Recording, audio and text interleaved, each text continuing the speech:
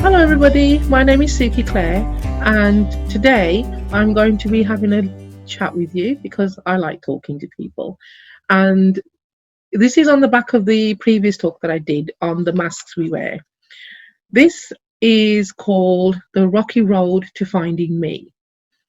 The reason I'm doing this is at the moment I'm as an intuitive psychic and as a counselor, I am getting a lot of people who are connecting with me who are very stuck in trauma, very stuck in their isolation, very stuck at a place where they feel that they have lost themselves completely, that they feel empty inside. They feel there's nothing for them to live for. There's no hope left for them. They cannot feel joy anymore. They don't feel happiness anymore. There's just a void, an emptiness, and a deep sense of loneliness that no matter what they do, it just doesn't seem to connect to anything.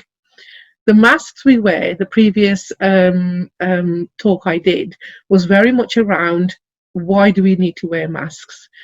They are a good thing, a bad thing, and sometimes we are forced to wear masks. When we take them off, or when we realize that we are wearing these masks because we are protecting ourselves and we distance ourselves from who we really are, that void becomes, the longer you do that, becomes bigger and bigger and bigger and bigger.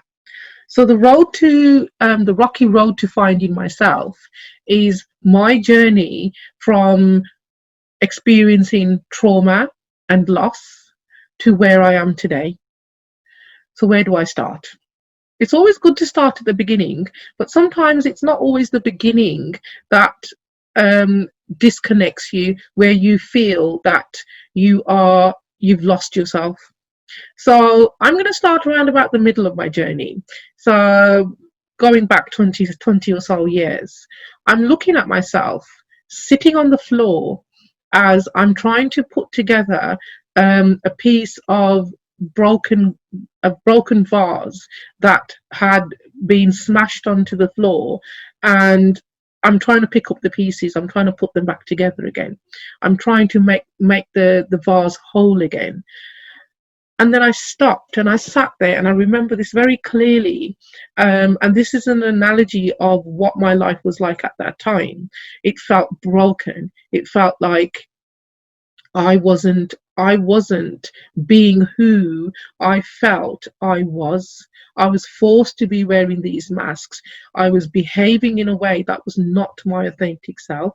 I was being in a abusive situation where I was abusing myself by not sticking up for myself, shall we say. Now that might sound like quite a controversial statement, but I will explain to you how I came to that understanding.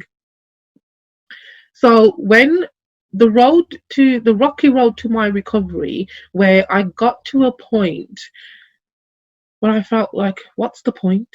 What is the point of being here? What is the point of fighting against this life every day to try and make even a moment of this life feel like it's worth living? So I'd given up. And it was at that point that I felt, and I asked myself this question: who actually am I? I know I'm somebody's wife, I'm somebody's daughter, I'm somebody's mother, I'm somebody's so-and-so and somebody's so-and-so, but who actually am I? And I couldn't answer that question, because all I could hear were other people in my mind saying, you are this, and you are that, and you like this, and you like that, and you must behave like this, and you must do this, and you have to do this. And I thought, why do I have to do that? Why do I need to do that? Why do I need to please you while I'm killing myself? Why do I need to perform for you when I do not want to be part of this play? I do not want to be part of this drama. This is not me. This is not who I am. But who I was that $64 million question I couldn't answer. It was only until I found the strength, and it takes a lot of courage for somebody to leave a part of their life that exists, but it is not true. It is made up because you are playing a part in that life that is not authentic, that where you don't really belong, but you are forcing yourself to be part of because you do not see an alternative. You do not see any hope or the sun rising in the horizon that will give you a reason to get up in the morning in a joyful way. So, yes, I made a decision that went against my culture, that went against family, that went against everybody I knew who was saying to me, "Are you mad? What are you going to do? Where are you going to go?" But I had to start on this rocky road, as I said, because otherwise I could not see a future for myself because I didn't exist anywhere. I did not exist. And I needed to find where I existed, who I was, and what my existence was meant to be. Took a good 10 years, but it was well worth it. So, what did I learn in that time? What did I learn in those 10 years? What did I find the most painful? And what did I find the most revealing, rewarding, and uplifting? The most painful part of that journey I had already completed. So, this is why I'm saying I'm starting at the middle. The middle was about the healing. The middle was about the sense of self discovery. The middle was about learning to know myself. The middle of my journey was about me filling my cup, getting to know me, putting in my cup what made me me. And that was not a question that I took lightly. Did I like this? Did I like that? So, in a way, I started to live my life for myself. Yes, I went through my teenage years in my 30s, but hey ho, it is what it is. And then once I'd got that out of my system after a few months, because when you live in your teenage years in your 30s, it's not quite the same thing. But it was the experience that I was having. It was the freedom that I was experiencing. That for this moment, for these next couple of hours, I have no responsibilities. I have no attachments.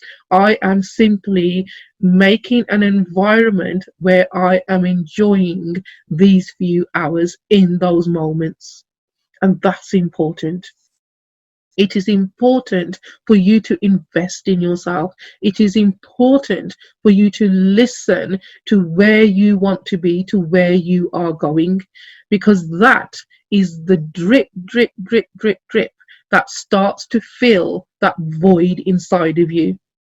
That void inside of you is simply the disconnection that you have to who you really are, to what your needs are, to what your loves are, to what your hates are, to what your disappointments are. But they are your loves, your disappointments, your needs, and your wants, not anybody else's that you are fulfilling for them. You are living your life for you. And it is a rocky road. It took a lot of sleep. Sleep is very healing. Sleep is one of those things that's very, very underrated. But in order for me to rest, I had to detach myself from the lists that were going around in my head. I have to do this, I have to do that, the housework needs doing, the shopping needs doing, that needs doing, that needs doing, the never ending things of things and lists that you have in your head, especially women, because we self-sacrifice ourselves for so much. And then when we are left with nothing, when we are left sitting on the floor and we feel that we have completely emptied ourselves of everything, there's nothing left, how do we get off that floor? We start to honor ourselves, we start to listen to our needs. So sleep was a very big part of my life, in the sense of, in that time where during my sleep I was also healing as well. The other thing on this rocky road was, from the emotional and psychological trauma that one experiences and physical trauma that one experiences, you have a reaction from your body. Now, how that is manifested is individual to each person. I wasn't inclined, for whatever reason, to go towards drink or drugs or any of those numbing activities that people do in order to kill the pain. In order to recover the pain, you have to recognize the reason that you are in pain. You have to touch that pain. And when I say you have to feel that pain, it's not from a place of when you are experiencing that pain. You have to feel the pain from the sense of self, from within, that this is not a place that I want to be in. But I have to recognize, and I have to heal that place first in order for me to progress and move away from that place.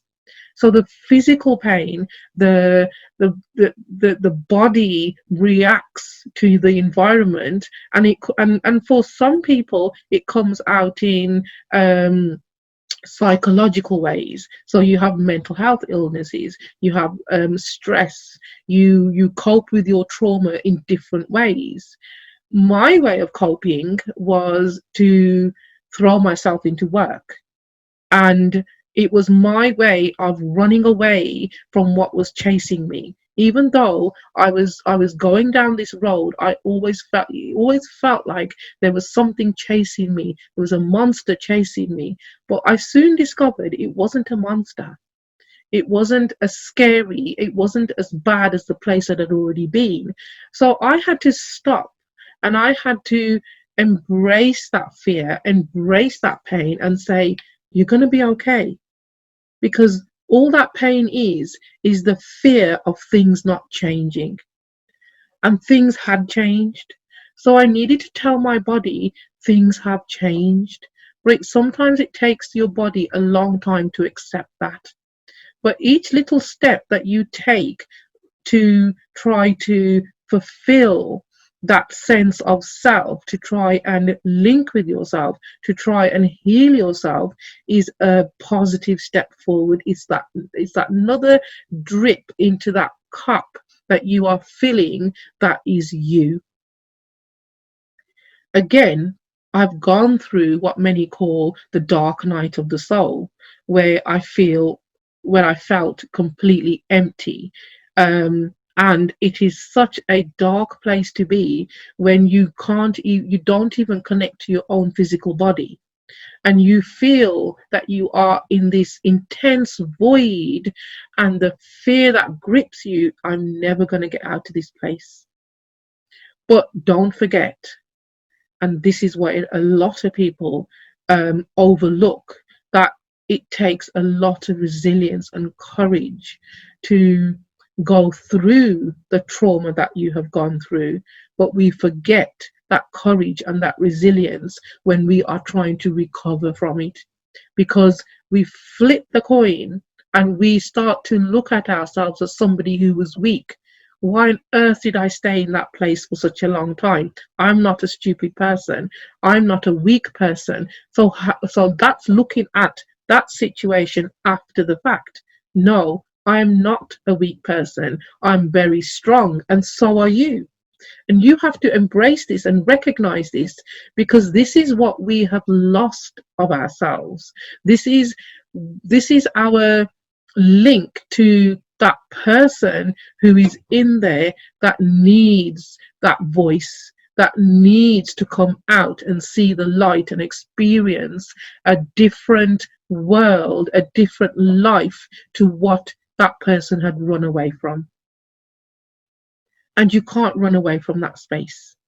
You can sit in that space and you can try and unravel yourself in the best possible way that you can, and it's exhausting.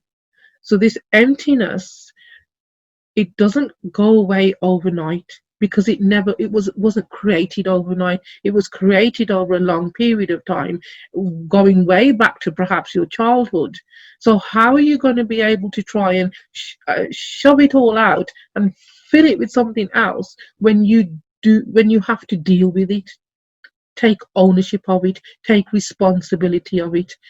When I say that we are responsible for our life and we are responsible for the decisions that we make, even from a place when we feel that we got no choice, we still decide that we have no choice.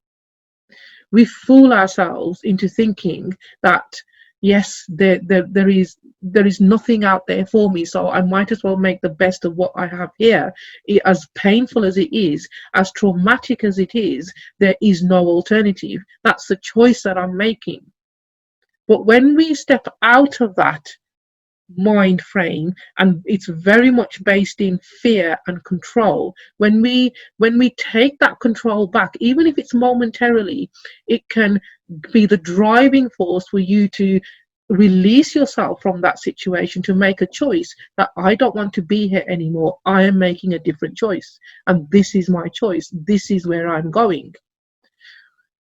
Even it's a momentarily decision, it gives you a sense of power that you can recognize that I can make better choices for myself.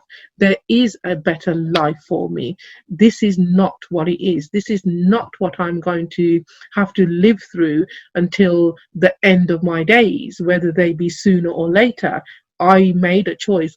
This is not my life. This is not what I've chosen for myself. So why am I accepting it? That was the epiphany moment for me. Why am I accepting it? When every part of me was screaming at me and saying, what are you doing? Why are you still here? Why do you feel so powerless when you have the power to put your one foot in front of the other and walk away? But what was I walking into? That's what was holding me back.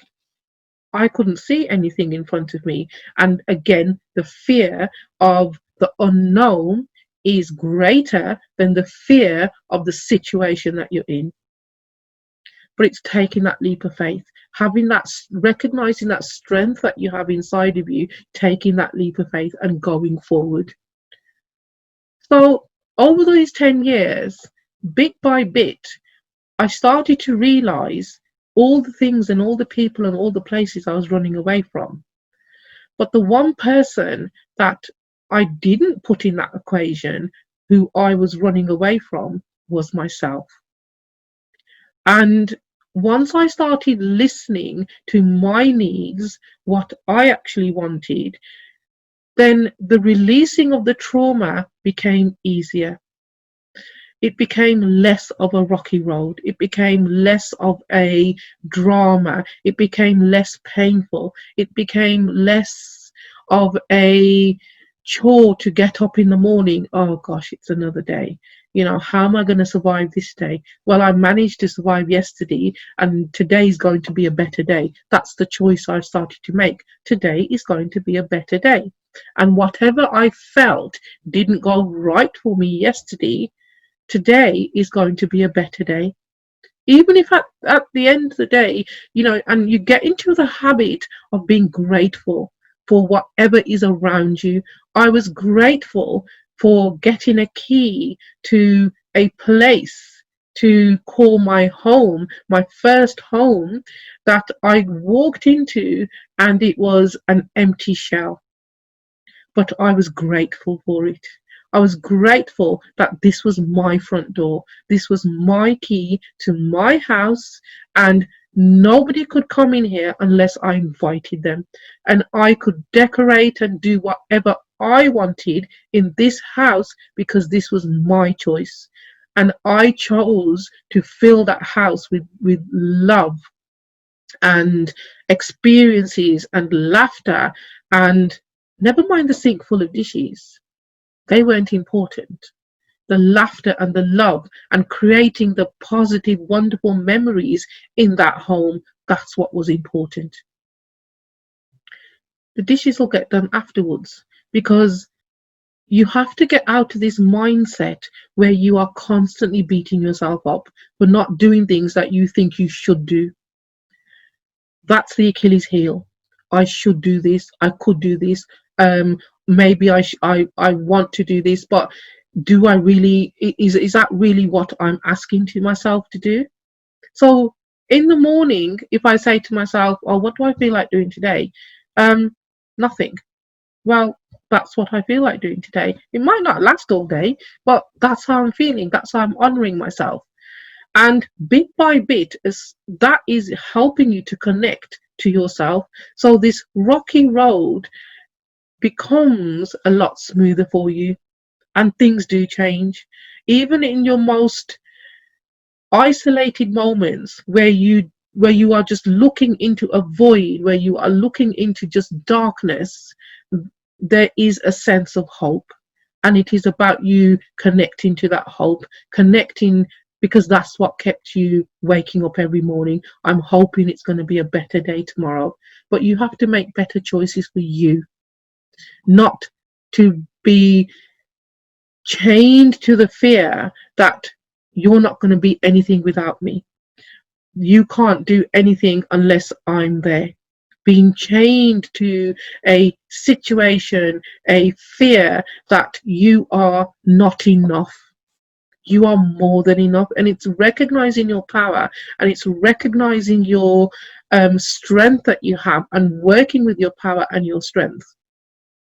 And I don't use those words lightly, because we, each one of us, we have immense power, we have immense strength, we have immense resilience to survive each day.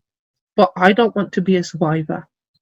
I want to be somebody that lives each day to the max. I want to be somebody that enjoys each day. I want to be somebody that will get up and say, welcome, welcome the morning, and be grateful when I step into bed in the evening. I'm thankful for everything that I have experienced today.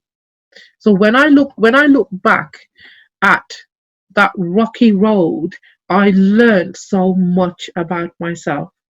And when I look back in the to the beginning, I recognize certain patterns in myself that kept occurring because I was making the same decisions. I was making I was making the same choices, which where I felt I had no power because somebody else had control.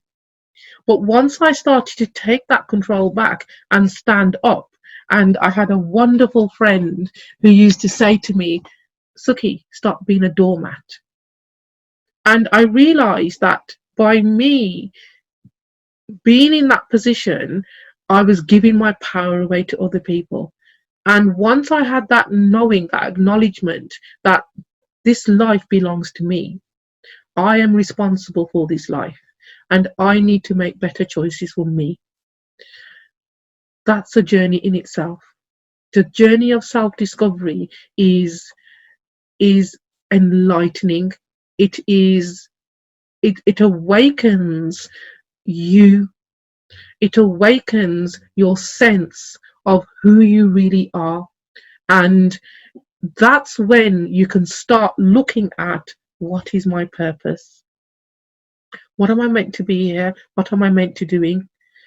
I'm one of the very fortunate ones in that I'm working in my purpose. I've discovered my purpose. I work in a way that every day I feel a sense of achievement. Every day I feel a connection to me.